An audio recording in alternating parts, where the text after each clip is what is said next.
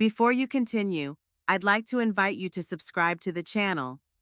I've got another compelling story coming tomorrow that you definitely don't want to miss. This one's just the beginning. Stay tuned for more twists and turns, and don't forget to hit that notification bell so you're the first to know when the next chapter is up. Thanks for being part of this journey. It wasn't supposed to be like this. The flight had been long, tedious, and filled with endless moments of waiting. But now, standing in the airport terminal, I felt a strange calm wash over me. It was good to be home, good to finally be back. The world outside the glass doors, full of people rushing to and fro, felt like a distant reality I no longer belonged to. I could already imagine how the evening would unfold. The familiar scent of our home, the warmth of the couch, maybe a simple dinner we'd prepare together, just the two of us. The thought of it made the long journey worth it. But something felt off, even though I couldn't place my finger on it. The sense of unease hadn't appeared on the plane or at baggage claim. It started to creep in as I checked my phone, expecting a text from him. A simple, "Welcome home," or "Can't wait to see you." Instead, there was nothing. No message, no call. I shrugged it off at first. He was probably busy with work or maybe caught up with something. It wasn't unusual for him to be a little distracted. He was always a little too wrapped up in his own world. But as I made my way through the terminal, my heart began to race. I scanned the crowd, and then I saw them. It was impossible to miss. There he was, standing by the exit with her. I froze. I'm not sure how long I stood there, just staring at the scene before me. He was smiling. Not just any smile, a smile that didn't belong to him. It was warm, relaxed, the kind of smile he used to give me when we first met, before the weight of time and routine pulled us apart. But it wasn't me standing next to him. She was. A woman I didn't recognize, her hand wrapped around his. Their fingers intertwined so easily, so naturally. There was no hesitation, no distance. She looked at him like she had every right to be there. For a moment, everything around me blurred. The sound of footsteps, the hum of the terminal, the chatter of voices. It all faded into the background. It was as though time had stopped, and I was the only one left standing in this strange, suspended moment. I couldn't move. I couldn't breathe. They didn't see me. Not at first. He was too busy talking to her, too wrapped up in whatever it was they were sharing. I should have walked up to them, confronted him, asked him what was going on, but I didn't. I couldn't. Something held me back. Maybe it was the crushing weight of the realization, or maybe it was the terrifying certainty that I already knew the answer. This wasn't a mistake. This wasn't a misunderstanding. This was him, choosing someone else. But what did I expect? A phone call? An apology? No. I was left standing there watching him with her, feeling the pieces of my heart scatter around me. I took a step back, just a small one, enough to retreat into the shadows, enough to remain unseen. The man I thought I knew, the man I had shared my life with, was gone. And in his place stood someone else, someone I didn't recognize, someone I couldn't reach. I had a choice to make. I could walk up to him. I could ask the questions, demand the answers. But for the first time in years, I didn't want to know. I turned away. I left the terminal and stepped out into the world. Not in anger, not in pain, but with a strange, unsettling calm. It wasn't about him anymore. It was about me. The city outside the airport was bustling as always, but I felt like an outsider. Everything seemed so distant, so detached, as if I were watching life from the other side of a glass wall. I moved through the crowd mechanically, my footsteps unsteady, my mind racing. What was I supposed to do now? I should have confronted him. I should have demanded answers. But something inside me, a small, quiet part of me, told me that it wouldn't change anything. He had already made his choice. The woman beside him, holding his hand like she had every right to be there, confirmed that. The truth was in plain sight. There was no need for words, no need for explanations. I had no plan. I wasn't sure where I was going, but I needed to get away. Away from the thoughts swirling in my head, away from the suffocating feeling that had taken over my chest. I hailed a taxi and climbed into the back seat without a word. The driver didn't ask any questions. He simply drove, as though he could sense the quiet storm inside me. I stared out the window, watching the world pass by, but none of it felt real. It was as if I were trapped in a dream, one I couldn't wake up from. My apartment was still a few miles away. The place that had once felt like a sanctuary now seemed like a cage, a reminder of everything that had been lost. I didn't want to go back there, but I didn't know where else to turn. My phone buzzed in my pocket, but I ignored it. I already knew who it was. When I finally reached my building, I took a deep breath before stepping out of the car. The weight of what I had just witnessed pressed down on me, but I refused to let it crush me. Not yet. I walked inside, past the familiar hallways, and up to our door. I hesitated before turning the handle. Inside, everything was just as it had been before. His jacket still hung on the back of the chair, his shoes neatly placed by the door. The small things that used to comfort me now felt foreign, almost haunting. I walked through the apartment, not really seeing anything. The silence was oppressive. There was no laughter, no chatter, no simple comfort of his presence.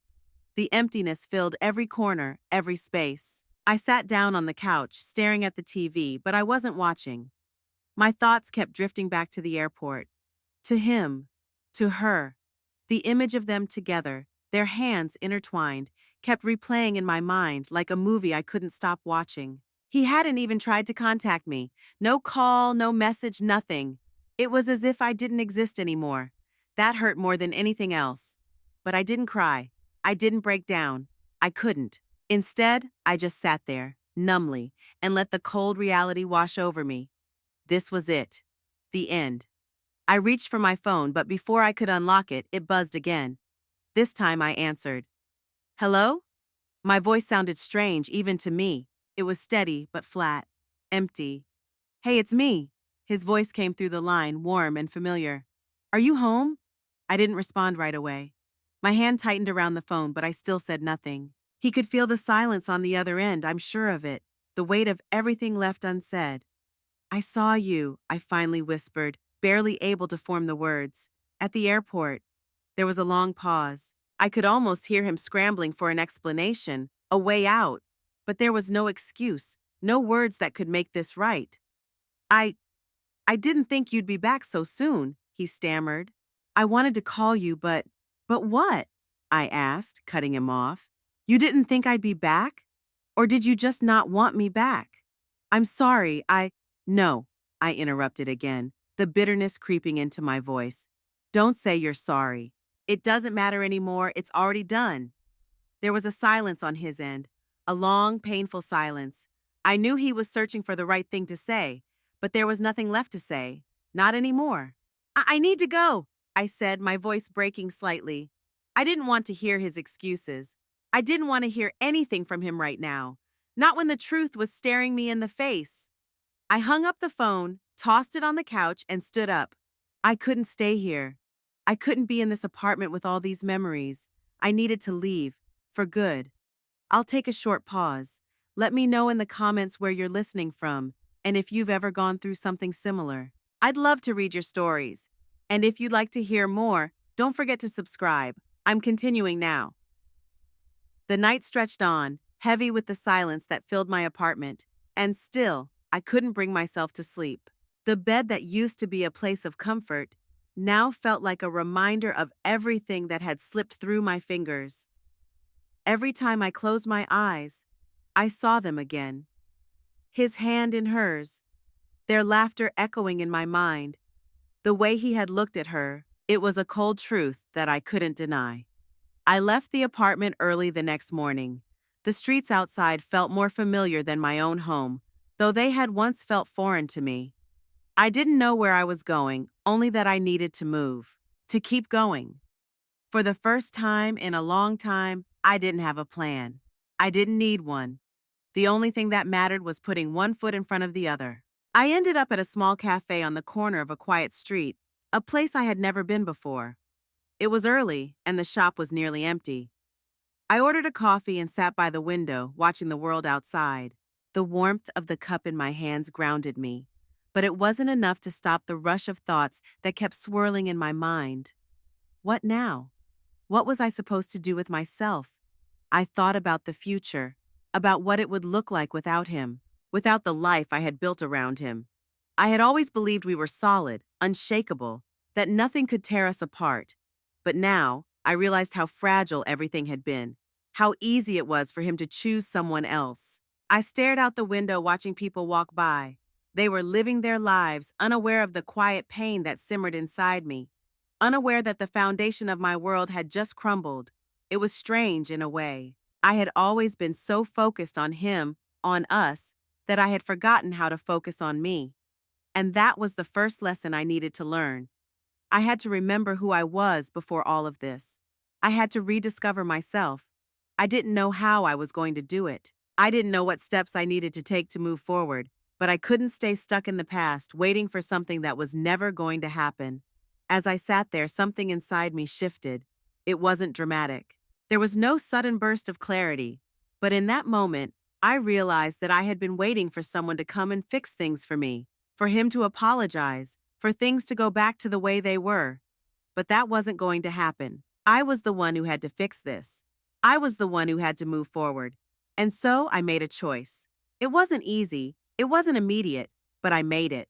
I stood up from the table, paid for my coffee, and walked out of the cafe. The world hadn't stopped spinning. It hadn't even slowed down. And that was okay. Because for the first time, I wasn't waiting for someone else to change my life. I was going to change it myself.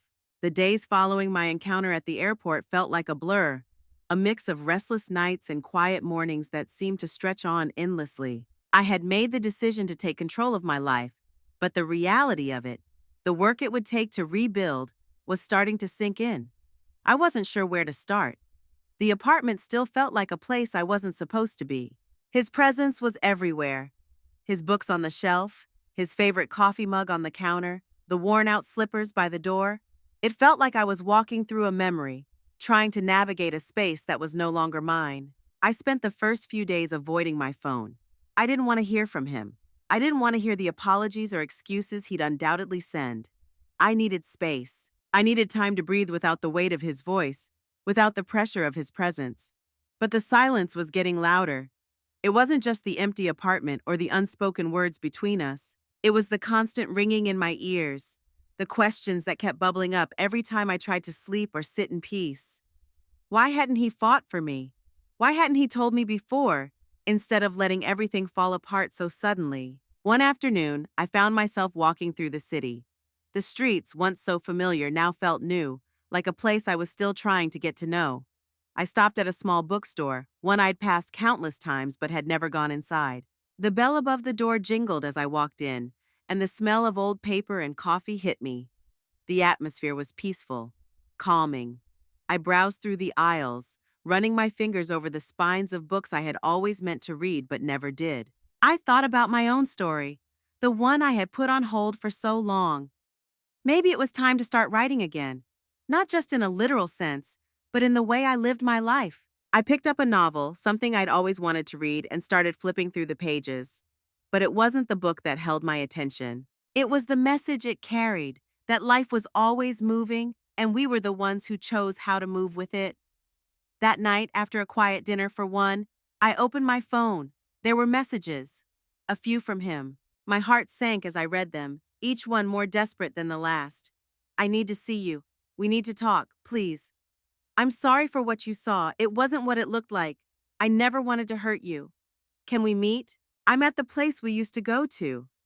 I stared at the screen, the words blurring in front of me. I could feel the weight of his regret, the pain in his messages. But it was too late for apologies, too late for explanations. I put the phone down and stood up. There was no going back now. The decision had already been made, and I couldn't let myself be dragged back into the life I had just started to escape. Instead, I grabbed my jacket and went out. I didn't know where I was going, but it didn't matter. The night air felt like a reminder of everything I was trying to rebuild. I had to keep moving forward. I'll take a short pause. Let me know in the comments where you're listening from, and if you've ever gone through something similar. I'd love to read your stories, and if you'd like to hear more, don't forget to subscribe. I'm continuing now. It had been a month since I'd last seen him, since the day in the airport when everything had come crashing down. I had spent the last few weeks in a haze of quiet reflection, doing everything I could to reclaim the pieces of myself that had been lost. I had taken up writing again, a hobby I had once loved but had abandoned in the rush of life with him. I spent my evenings in coffee shops, reading books I had always put off, and most importantly, I started to understand that my life was still mine to live. The phone, once a lifeline to him, had become a silent reminder of everything I had left behind. Every message, every call had come and gone without me responding, without me needing to. I had finally learned to breathe on my own again, without his presence looming over me. And then, one evening, I received another message. I'm at the cafe. Please, can we talk? It wasn't just an apology anymore. It wasn't a plea for forgiveness. It was him, trying to reach out, trying to find a way back to me. For a moment, I felt the stirrings of something familiar, something I hadn't allowed myself to feel in weeks. Doubt. Should I go? Should I listen to what he had to say? What if he was truly sorry? What if there was still something left to save? I grabbed my coat and walked out the door, my heart pounding.